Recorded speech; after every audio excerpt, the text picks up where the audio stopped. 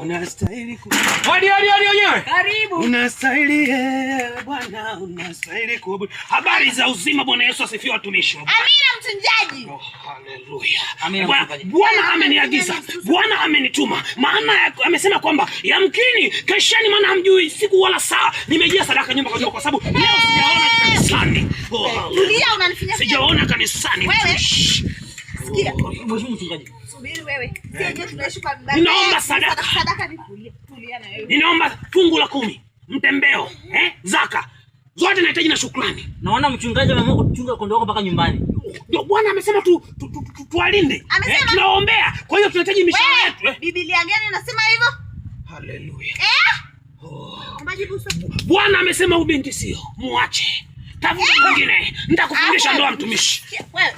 Wewe.